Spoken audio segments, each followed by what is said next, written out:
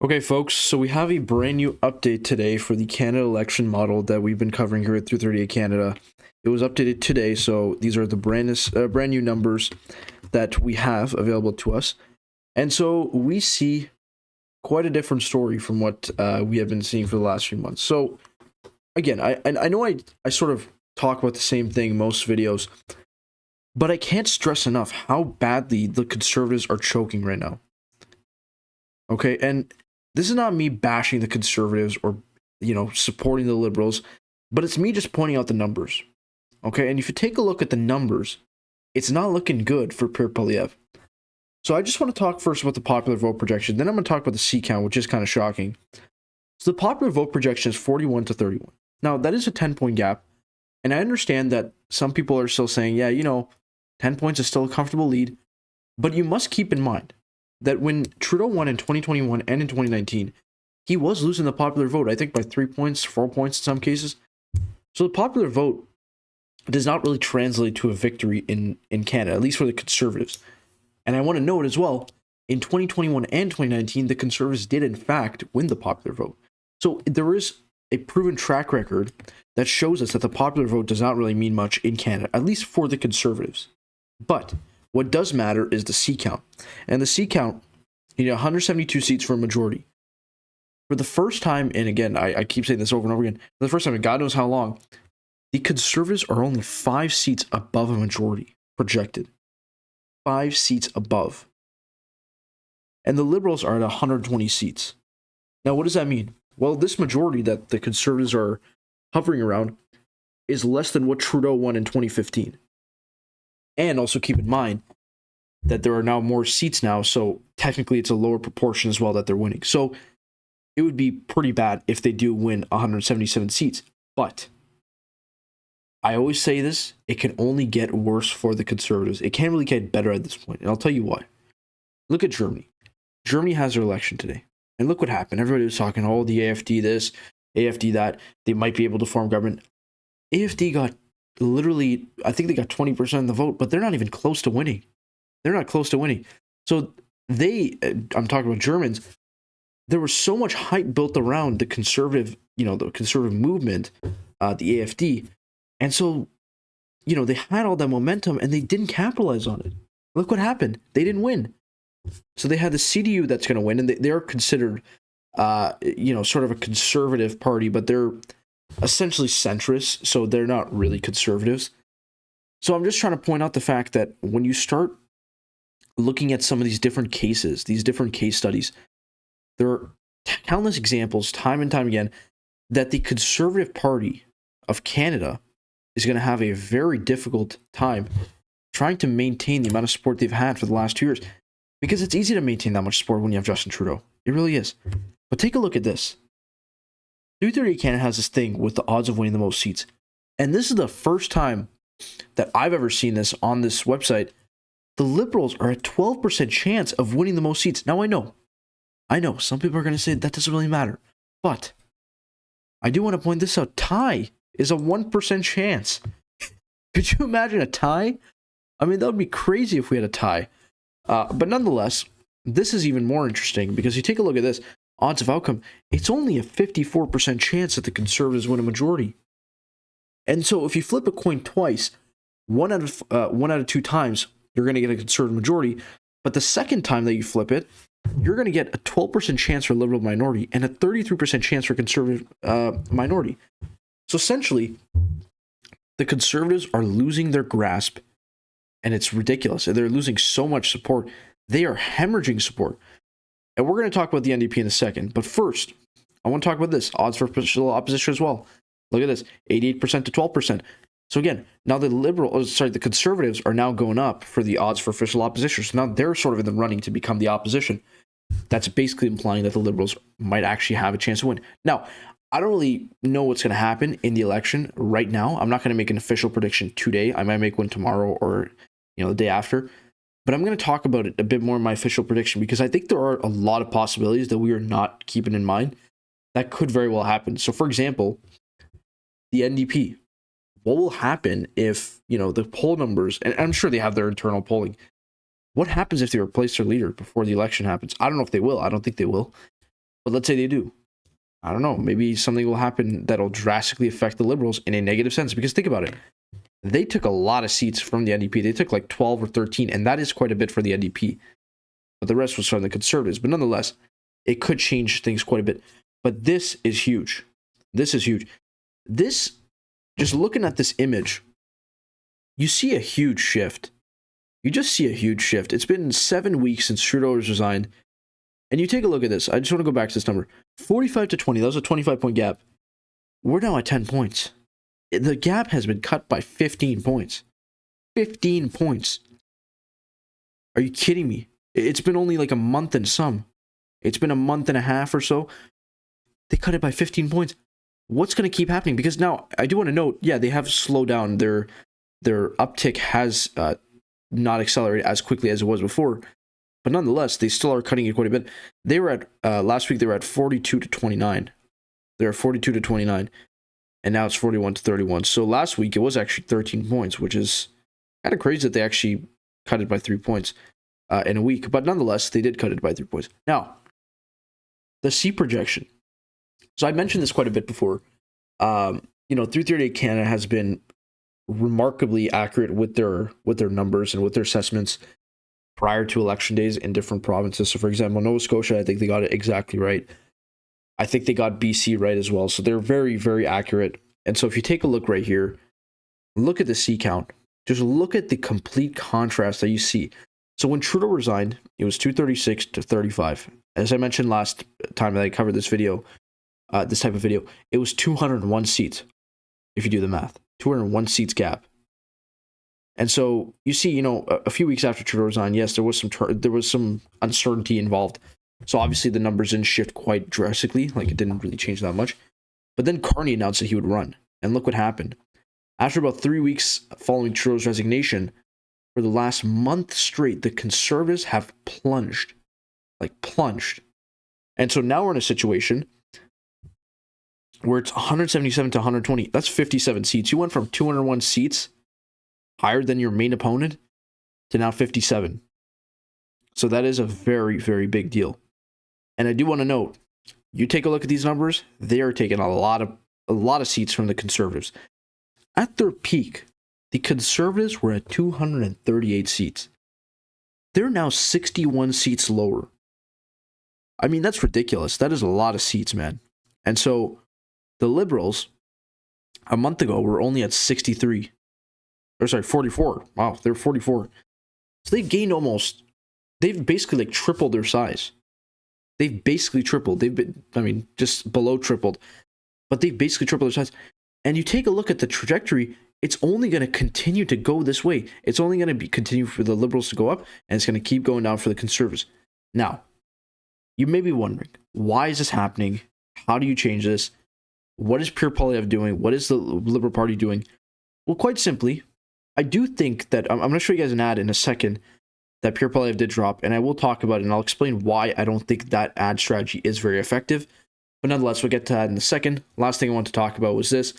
Odds to win the most seats. Take a look at this. First time. It's gone below 99%. First time ever since Pierre Poilievre was the leader. So that's quite shocking. And then again, odds for election outcome. This is the lowest percent chance that the Conservatives were at for a majority ever since Pierre Poilievre was the leader. Crazy, man. Crazy. And then odds for official opposition. So this actually, in some ways, you can interpret their drop in official opposition as a good thing or a bad thing. At this time, for the Liberals, it was a bad thing because then they were pretty much wiped out at that point. The Bloc Québécois was expected to become the official opposition. But in some respects, you could say that it is a good thing for them that they are continuing to go down for the official opposition odds. But nonetheless, I do still think that it's worth noting the Conservatives are still projected to win the election. And we're going to talk about that in a second. But first, I want to show you guys this ad from Pierre Poilievre. And we're going to watch it first, and then I'm going to break it down in the second time. Let's watch it. We're doing a 25% tariff on steel and aluminum. If you just tax the tax, you don't help our steel companies and our auto companies become more competitive. It's 25% without exceptions or exemptions. What we're going to do is make sure not that the government pays, not that we as taxpayers pay, but the large polluters pay. And so what happens... But does that not ultimately trickle down? No. As an example, Canada, if we make it in the United States, we don't need it to be made in Canada. We'll have the jobs. What the big companies are producing, by and large, are not products that we are consuming. There's some element of that, but by and large, you know, a steel company, how much steel are you using these days?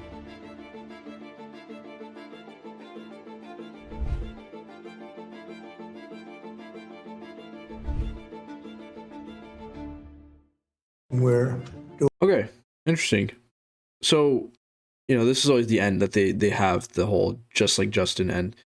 And I do think that it's slightly ineffective in many respects, because I don't think that it's completely painting the full picture in many ways. I mean, so here's what we're going to start off with. So first he said this, he was talking about, you know, the steel jobs and whatnot, but first he was talking about the carbon tax.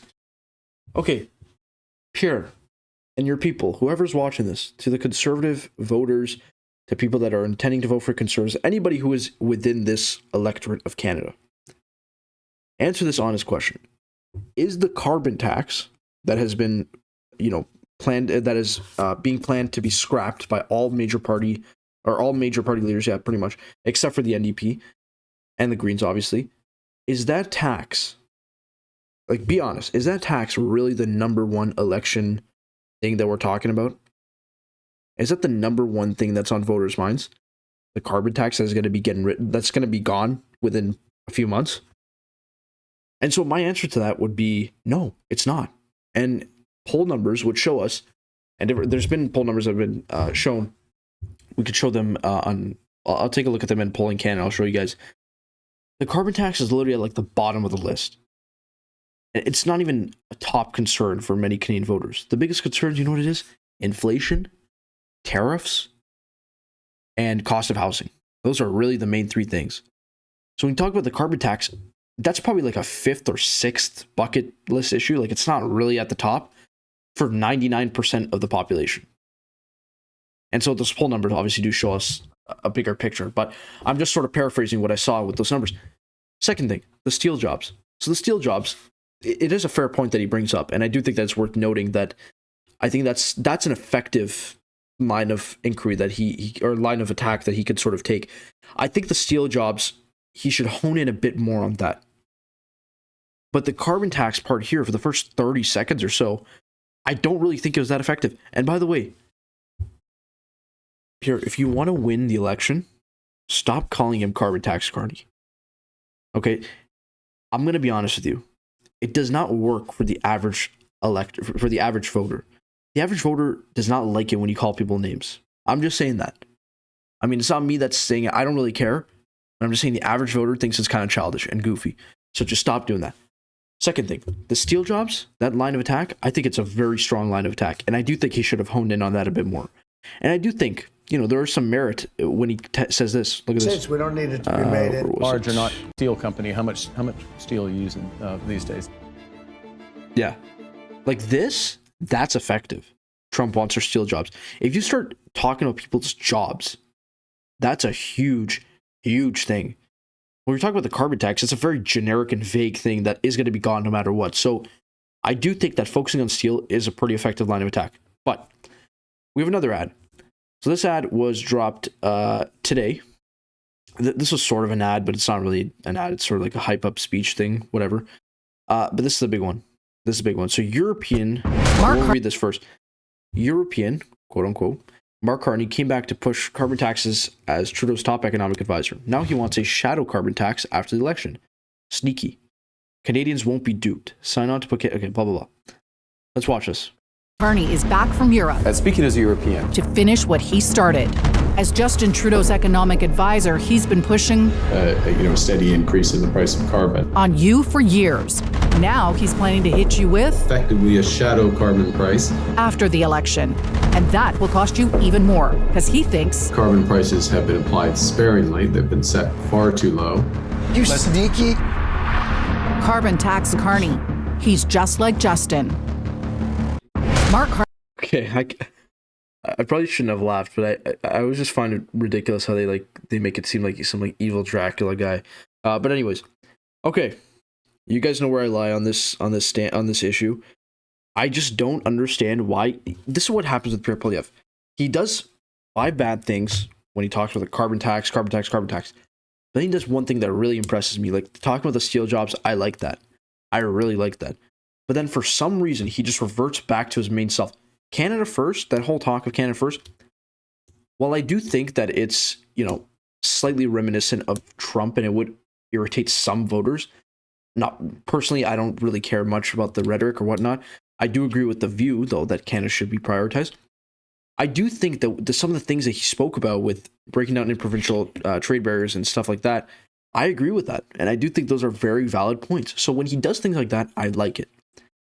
But when he goes back to the carbon tax, and again, like I said before on this channel, I think I've said it before, but I don't like the carbon tax. Nobody likes the carbon tax. Like not a single person in this country, or I think that'd be sort of an exaggeration, but 99% of Canadians do not like the carbon tax. They think it's ineffective, they think that it's unnecessary, and they think that it's useless. So why are you focusing on it if it's already going to be gone no matter what? I do think that when it comes to issues like tariffs, like affordability, like dealing with Trump, like, trading with the Europeans, that is something that Pierre Poilievre can really build on, and that is something that he can really gain a lot of support through. But when you start going back to what you typically talk about, which is the carbon tax carding, blah, blah, blah, it does not help your chances of winning the election. But I do want to show another thing that does sort of consolidate the Liberals' increase in seat count. This is from Polywave, by the way. So Polywave is run by Real Albanian Pat. We look at his Twitter a lot. He has a bunch of poll numbers and stuff like that. So he does a good job with updating this website regularly. He didn't update it on Friday, which is kind of shocking. But nonetheless, he did update it. So last week he was at 192 for the Conservatives. It was about 101 for the Liberals. So the Liberals have gone up by 15, according to Real Albanian Pat. And the Conservatives, on the other hand, have gone down by 11. Now, Polywave has been a lot more bullish towards the Conservatives winning the election. But I do think that if they're the ones that, and by the way, Real Albanian Pat is a conservative. There's just a disclaimer for all the people that are going to talk about whether or not this is biased or not. He is a conservative, so these are pretty valid numbers if you are looking at it from a conservative perspective. They're not skewed in any way. I do think that it's worth noting that in general, we do see this trend, and it is a real trend. So for those that are saying, these are fake poll numbers, or they're just a temporary boost, that is fair to point out to some extent. But when it comes to look at these numbers week by week, and it's been about a month and a half, a month and 3/4 since Trudeau resigned, when you see these numbers steadily increasing for the Liberals and steadily decreasing for the Conservatives, I can't really keep pointing it out as a phenom. It's not a magical phenomenon that this is happening. It's actually real numbers. These are real people. So what do you do about it? The Conservatives need to switch their strategy. That's all it is. Or they need to adjust their strategy. I'll say it that way. Because I don't think switching their strategy is completely necessary. I just think fine-tuning and adjusting it. So, for example, cutting out some things like the carbon tax carney thing. Stop talking about Justin Trudeau. He's gone. He's not your opponent anymore. But focusing on things that are really important to Canadians, like steel jobs. That's very important because when you start talking about steel jobs, that in turn sort of leads the conversation to tariffs, which Canadians are very anxious about. So if you start talking about tariffs and you start talking about, we're going to protect Canada, blah, blah, blah, that's going to be resonating quite a bit with voters. So that is something that he should probably do. Second thing, he definitely needs to start talking more about inflation. I think it's for far too long, he's been focusing on the carbon tax. And I remember when Pierre Poilievre was initially elected as the leader of the Conservatives, he focused a lot on inflation. I haven't really been hearing much about inflation recently. Now, in fairness, inflation has stabilized, and I do think that's fair. But at the same token, inflation, or the price of goods in general, have gone up quite a bit in the last 5 years. And yes, you can't really do anything about that as the federal government when it comes to imposing like price controls. We're not doing that kind of stuff. But I do think it would be a very valid argument to make if he were to do it, to say, hey, we're going to be a bit more business friendly. So we're going to introduce new grocery companies. We're going to make it very easy for new grocery companies to come to Canada. I think there's Aldi's. I think that's a European company. I'm not sure. But there's like this big European grocery store that's doing pretty well across the world. Why don't we bring him in? If he said something like that, like we're going to be more business friendly, he's going to cut the corporate tax rate, things like that, I think people are going to really like that, because ultimately what people want is a strong country. What people want is a self-sustainable country. We don't want to be reliant on the Americans. So I think that would be a very valid point that he could bring up, or valid line of topic that he could bring up to try to sway some voters. Last thing I want to talk about is this 3:30 Canada. So Doug Ford, and the election is going to be happening on the 27th, so that's 4 days. Doug Ford and the PCs are doing decent. I mean, if you take a look at the numbers, they are still doing pretty well overall. Now, these numbers have been changing quite a bit. So I do want to note that, anything above 90 seats will be considered sort of a mega majority for the PCs, but it's been fluctuating quite a bit. So I just want to talk about these two numbers right here. So the NDP and the Liberals are fighting for who's going to be the official opposition. And I swear every day I look at this, they keep switching spots. It's ridiculous. Or they keep changing the number of seats that they're going to get, these two. For the PCs, it's been sort of consistent. I mean, I think they went to a low of about 85, but they sort of climbed back up. And they're probably going to win above 90. So we'll have to see what happens there exactly. But it is pretty clear that Doug Ford will most likely win the election again. 99% chance of winning, 99% chance that he wins a majority. And then again, the poll numbers have really not changed. They really have not changed. So it's interesting to note, and this is again where I talk about the popular vote, it does not really matter, because the Liberals are at 27%, the NDP are 19%, but if you take a look right here, the NDP has more seats that they're projected to win than the Liberals. So again, popular vote does not really matter. And then again, seat projection, yeah, look, it's been changing so much. Look at it. I mean, it's been going back and forth since the election was called. Actually, not really, but since last week or two, it's changed quite a bit. And then Doug Ford, he was actually a low of 85. I was right about that. I thought it was about 86 or something. But yeah, he was at 85. This is the highest he's been at for quite a bit. I mean, he was at 92 about 3 days ago, but still he went down and then he's back up again. So I do think that Doug Ford will probably win 90 seats or something around that range. If he does, okay, fine. I think this election is sort of one of those elections that not many people really care about in terms of having a viable alternative to the incumbent, because frankly, Bronnie Crombie and I think her name is Marit Stiles have not really been effective at conveying their messages to Ontarian voters. So that's why they don't really see, a big uptick in their seat counts. And again, yeah, 99% chance. So he's going to win. But last thing I want to talk about. Okay, so Polymarket is the betting odds for anything politically, related to politics, or I guess crypto and Trump and elections, blah, blah, blah. So for a long time, they were actually saying that the Conservatives had an 88 to 90% chance of winning a majority in the Canadian election. But look what happened. So on the 6th, Trudeau resigned. And so that's when it started, actually. And ever since then, they started at, 89% chance that the Conservatives would win a majority. That number has gone to an all-time low of about 56%. 56%. So they went from 88 to 56.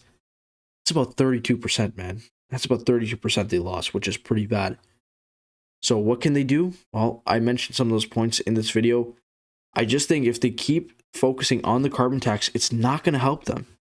It's not going to help them. Last thing I want to talk about is who's going to be the next prime minister. So this is, again, Polymarket. So for a long time, Pierre Poilievre was at about 90%, which is kind of bogus if you think about it. That's crazy. I mean, 90% chance of winning the prime ministership according to betting odds. I mean, betting odds are pretty... Again, I don't want to say that this is really accurate, because betting odds are not always the most accurate, but they have been pretty accurate in other elections. Like the US election, they were pretty accurate, but they were also inaccurate for some other elections. But nonetheless, it's fun to just look at it and just talk about it, because I think they still are numbers nonetheless. So if you take a look, the highest that Pierre Poilievre was at was 92%. And so he's sort of been decreasing steadily, and he's now at about 70% chance of winning. Mark Carney, just for reference, when Mark Carney announced that he was going to run, he was at 12%. Or this is like during the talk of him running, he was at 12%. He's now up to 30. So he's gone up by 18. And when he started, Poilievre was at 86. He's now at 70%. So he's gone down by 16. Carney has gone up by 18. It's now a 40% gap. I know, still a big number, but nonetheless, these numbers are telling us a story. I mean, that's what polls tell us. They tell us a story at the end of the day. And I do think that that story is not a good one for the Conservatives, not the perfect one for the Liberals either. But I do think that there is always a time, or there is always time to change the narrative. There's always time to switch up people's minds if you say things and if you are going to do things that they like. So currently, I mean, candidly, the Conservatives are not doing stuff that, or at least are not saying things that people like to hear, because frankly, nobody cares about the carbon tax as much as Pierre Poilievre does. So stop talking about it. Talk about things that people really care about. Let me know what you guys think down in the comments below. And again, just want to emphasize, I do not like the carbon tax. I'm just saying it's going to be gone no matter what. So there's no point in focusing all your resources towards the carbon tax. Focus on something that's more meaningful, that is going to gain more voters. That's what I'm saying. Let me know what you guys think down in the comments below. Please take it easy, man. Please take it easy in the comment section. I've been getting a lot of attacks. But again, I'm not affiliated with any party. I don't really care, about different spheres. I don't look into the liberal Reddit page or the conservative Reddit page. I don't really look into that kind of stuff. I'm just here to talk about the numbers. I'm here to talk about what's actually been posted by the parties. And I'm here to offer them some unbiased advice. So again, my last advice to the Conservatives would be stop talking about the carbon tax. To the Liberals, it would be get Mark Carney in as soon as possible and get him to call an election, because people want to go to the polls. Thank you guys for watching, and I will see y'all in the next one.